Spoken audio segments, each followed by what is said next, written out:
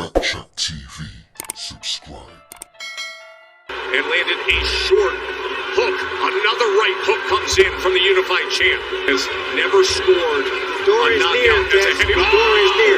What a short shot trying to fire back with a combination of his own. Second knockdown of the night. Trying to push him out that door. Remember, That Usyk was a thing of beauty. So accurate. It's over. It is over. Statement made by Oleksandr Usyk.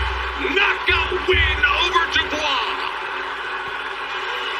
What's going on, guys? It's Backchat TV, back with another one. We're going to get right into this fight which just finished a little while ago. Daniel "Dynamite" Dubois versus Oleksandr Usyk. Daniel Dubois, a young man trying to be great. But was he trying hard enough? Now, personally, I've got a lot of questions about this fight, and I want to ask you guys. I really want to hear your genuine opinions about a few questions that I'm going to ask in this fight, because I'm not sure, and I'm actually not completely decided. I know what I may be kind of going towards, where my mind's kind of going towards in this fight when it comes to Daniel Dubois and his career going forward and his performance in the fight, and Oleksandr Usyk going forward in his performance in the fight. But there's a lot of questions I want to ask you guys, and I want to hear your opinions. I want to hear the general consensus of what you guys thought of the fight. Now, the first thing I want to say, before anyone says I'm disrespecting anyone or anything like that, I have 100% respect for anybody who gets in the ring. That's the first thing. Anybody who gets in the ring, anybody who takes on a challenge. One thing I'd say about Dubois, he wants to be great. He didn't have to step in the ring with one of the greatest fighters of all time, arguably. Unified champion, 2 weight classes, like Oleksandr Usyk. He didn't have to take that at all. He went for it. Now, obviously, there's a lot of benefits. You could kind of become champion without fighting the tough fights because you've just got this opportunity out of nowhere. And he would be silly to not take it, but there's been many fighters who have turned down fights of this magnitude only because they know they're not at that level yet, and they've taken their time to grow. He's only a young man, he's only 25. He could have taken his time, racked up some wins, racked up some experience. He could have taken the easy route, and he didn't. He went straight for Oleksandr Usyk. You could see he was nervous a little bit in the face-offs and stuff like that. It is a big task to fight a guy of Oleksandr Usyk's caliber and experience. We've all seen what he's done in the amateurs, never mind even the pros. I don't think he ever lost. So, you're really fighting a master in the ring, and he took that risk. So he gets 100% my support for that. But in the fight itself, initially, Usyk was doing his thing, staying out of range, moving his head, moving the target, moving the goalpost every second. This is what he does. Just staying out of range, short little shots on the inside, countering over the jab, moving the head, moving the footwork, never setting the feet, in and out. He does that all the time. That's when the magic happens. And, he doesn't set his feet for 1 second. And if he does, he's in a position where he can throw a jab. And lots of people struggle with it. We saw Anthony Joshua struggling with the movement, trying to kind of pinpoint where is Oleksandr going to be at one point. And this is what he's going to do. Now, what I liked Don Charles, what they tried to do here. They tried to kind of corner him and let off combinations. And Dubois was kind of trying to do that in the early rounds, but it's much more difficult to do once you get in there because of his movement. He doesn't set his feet at any point so that you can kind of like close the distance and let off combinations like Dubois would like to do. Dubois is very good at letting off combinations, and he hits hard, probably harder than Joshua. He hits harder than Joshua, and I think he's a faster puncher, and he's actually a better combination puncher. And you can tell he hits hard because of that body shot that Dubois landed. I can't remember what round it was. Somebody tell me what round. 4th, 5th round, 6th round. He landed a body shot. I think it was like the 5th round or 6th round or something. I'm not sure. I'd have to check again because I've only just watched it. But he landed a body shot on Usyk, probably because Usyk was moving his head so much. The head wasn't there. Dubois did catch him with a few eye-catching jabs, and then he went to the body suddenly.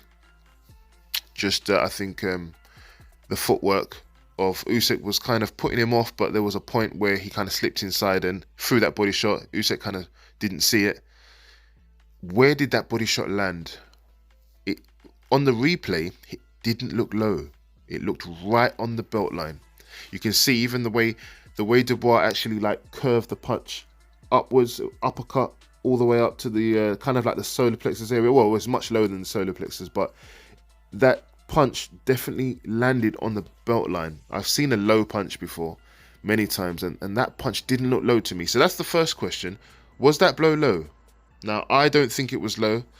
The ref, I don't blame the ref for calling it low, because, you know, from where he is, you can't always see. I think he just saw the reaction of Oleksandr Usyk, and obviously Usyk's calling it low, and he just, you know, believed it to be low, and he gave Usyk time to recover. A lot of people say that was unfair, giving him so much time, telling him, oh, you've got more time, you've got more time. A little bit of bias there, maybe.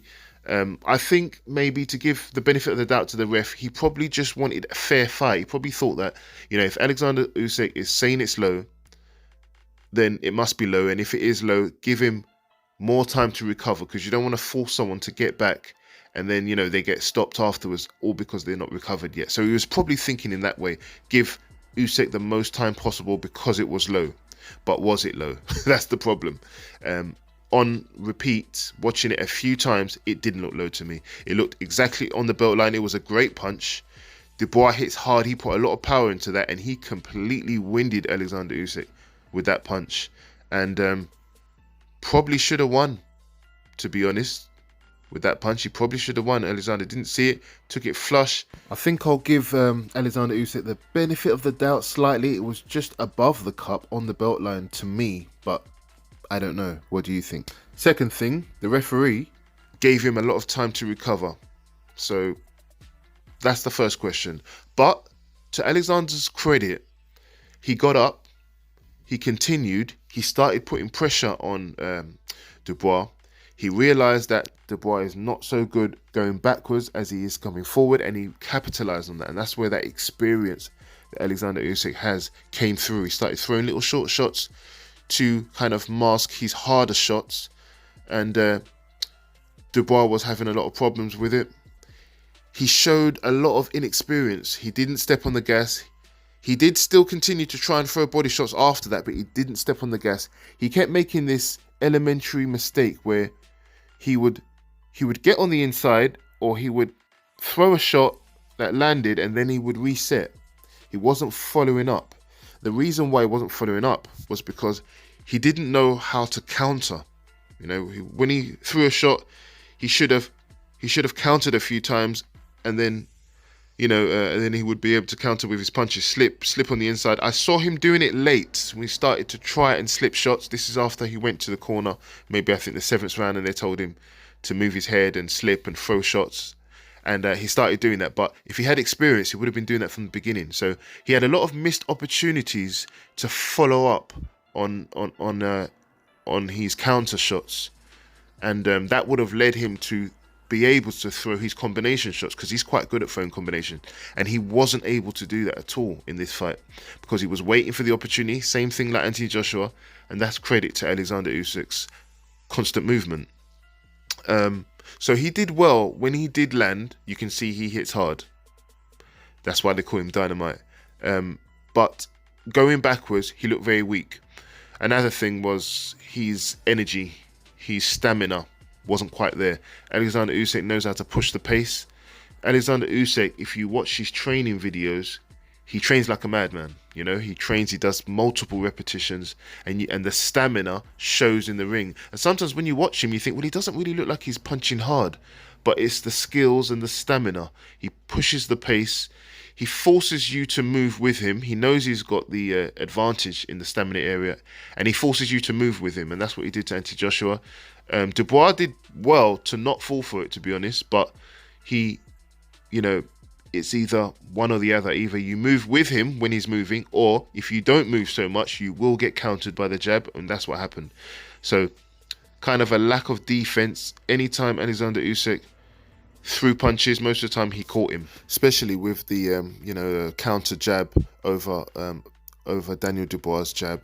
He caught him with that shot quite a few times, and Dubois didn't really have much answer going back, so he had to find an opportunity to try and push Oleksandr back. Oleksandr Usyk had noted that down, that he doesn't fight as well going backwards. He actually didn't look good going backwards at all. The stamina really was a big issue. But one thing I would say about the stamina, yes, he needs more conditioning. Definitely needs more condition. But one thing I would say, I've done boxing before, and I've sparred numerous guys before in the ring in my youth. And what I found is you can be beating a guy easily. Beating up a guy easily, you're seeing everything, and you can get hit with some hard shots, but as long as you see them, you're able to get your guard up, you're fine. I've been hit by some hard shots and not flush. I've got my hands up and I felt the impact, but I've been fine. I've got hit flush by a few shots that I saw at the last minute, and I've been fine. I've been able to come back and stop the person, or win the sparring, or whatever it was. But I've been hit by a short, sharp shot that I didn't see, which wasn't really that hard, and it completely takes the wind out of your sails. Now, I don't know, anyone who's been boxing before, you can comment on this. It takes a lot of energy out of you. Even if you don't go down and you continue, any shot that you don't see just saps a lot of energy. Mainly because it doesn't have to be hard, but mainly because it makes you reset. You get hit, you get jolted, and that kind of short, sharp shots that you don't see, that are not really that big, they take the most energy. And I think that was what was happening to Dubois, because he was getting hit flush by some of these shots. And there was some power in them. There were short, sharp, accurate shots. They take a lot of energy out of you, and you could see that with Daniel Dubois was fatiguing. He got beaten by fatigue mainly, because in a few rounds when Oleksandr Usyk started to land those shots, you could see him fatiguing, and then Usyk, because he has the stamina, you could see him pressing the action and landing those shots. And then after 9th round, I think it was, Dubois took a knee and didn't want to get up. And that's the point that I wanted to get onto. Could Dubois have tried to continue? Did he quit? This is the real issue. I don't like to call anyone a quitter, but at the same time, I like to call a spade a spade. In my view, Daniel Dubois is a quitter. He's a quitter. When the going gets tough, the tough gets going, with him. And I'm not just judging him. I know he's a young man. What I want to say is that something, this is my first question, is quitting something that you can change? The quitting mindset. When he was fighting Joe Joyce, he was right in that fight. He was getting caught by that jab, and he went down and he quit. You could see he didn't want to know. Now, from that fight with Joe Joyce, he suffered a fractured orbital injury, which we know was very serious. So, you could let him off with that. But I've seen fighters, real fighters that have come to win, they get up, you have to knock them out, send them to the hospital before, they can't continue. And that was the first sign of quitting. Now, everyone kind of spoke about that fight after Joe Joyce and said, he's a quitter, and he wanted to come back and show that he's not a quitter. So in the biggest fight of his life, 9th round, you're fatigued, you're on the back foot, you take a hard, short shot, you go down on one knee. It's obvious that you can get up, but you know that there's going to be an onslaught. So then you just decide not to get up. You're looking at the ref, and there's just no motivation and heart to get up and continue. I'm not convinced you can get that out of a fighter. After swearing blind that you're not a quitter in the last fight, you do exactly the same thing in the biggest fight of your life. The fight that could change your life completely. You could become champion. Yeah. So what does this say about Daniel Dubois' character? I mean, I've seen some young guys, younger than Daniel Dubois, come into fights and there's no quitting them, you know, and often it doesn't end well. They get knocked out or something, and you have to kind of rein that in on a lot of fighters, you know, that you have to teach them defense, you have to teach them footwork, and they have to get experience and things like that, but you don't have to teach them heart. You know that when it comes down to it, they have to be taken out on a stretcher. Now, is that a good thing or a bad thing? The problem I have is I feel like real champions have this. If you look at Oleksandr Usyk got hit with a body shot. It wasn't low in my view. He still got up. Yeah, he got up late, but he got up and he continued. You know, he could have quit, but you can see there's no quit in Oleksandr Usyk. You can see that. He's not a quitter. That's why he's an unbeaten champion. Same thing with Tyson Fury. Tyson Fury is a true fighting man. He's a true champion. When Deontay Wilder hit him with that rocket launcher, you know, as soon as he woke up, he got up. In the third fight, when he went down, he got up. You can see it. You can see that champion spirit in people. Only certain people have it. Tyson Fury, Oleksandr Usyk, Floyd Mayweather, these people come to win. You know, when Floyd Mayweather got hit by Shane Mosley, he didn't give up. He came right back. There's countless people I can name that are like this. You know, you can tell Manny Pacquiao is a guy like this. You know, these people have come to win, and nothing short of winning is good enough. They give their life in there. Sometimes they're a danger to themselves, but that's what makes real champions. I don't see that in Daniel Dubois. I see a lot of talent. He's a hard puncher. I don't see the heart, and for that reason, I feel like when he comes up against real top guys who have that heart, is going to come unstuck because of that. Now, I don't know, is that something you can train into him?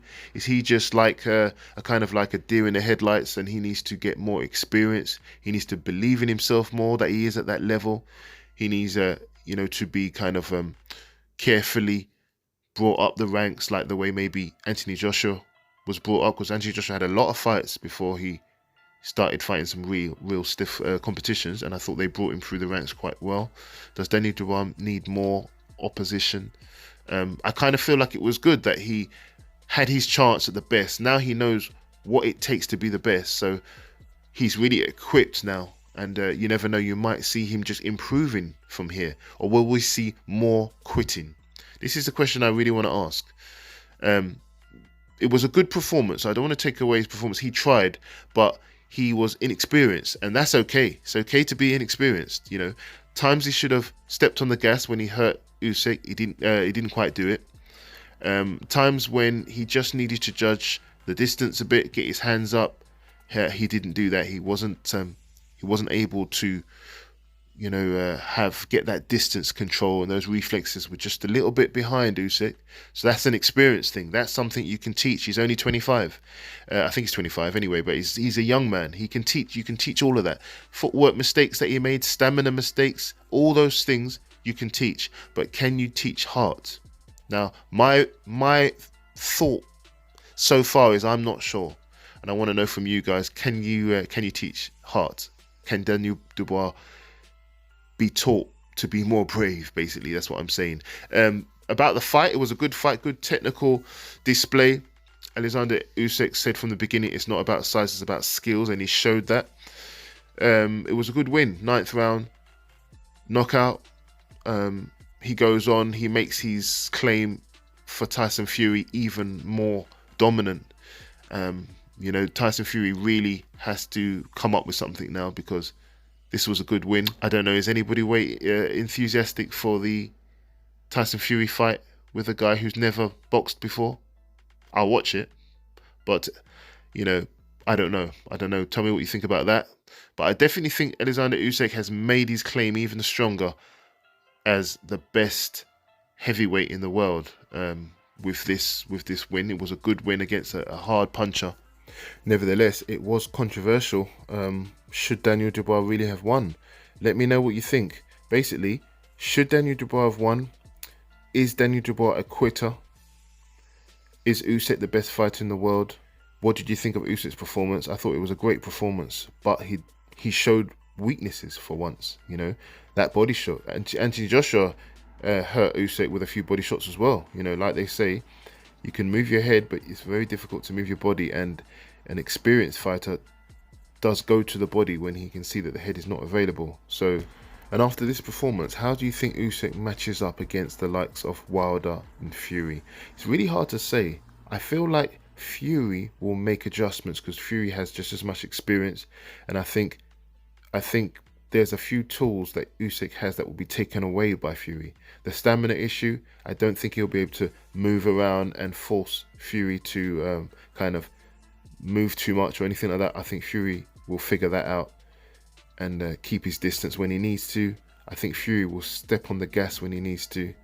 And I think it's going to be a lot harder to hurt Fury. And Fury is not a quitter, so he's going to go to the end. So I think Fury still probably beats Usyk, maybe. You know, I'm not sure. But I don't think it will be easy against Fury because Fury has all the tools. Someone like Deontay Wilder is really just a menace in there with that right hand. He won't be scared to throw it, and he throws it with the worst intentions, worse than someone like Dubois. And Wilder's right hand is really sharp. He doesn't care how much you move your head. You know, he'll track you down. So that will be difficult. But again, if Wilder is not able to do that and finds himself pushed on the back foot by Usyk and he isn't able to land that right hand, it's good night completely. Usyk will just shut him out completely.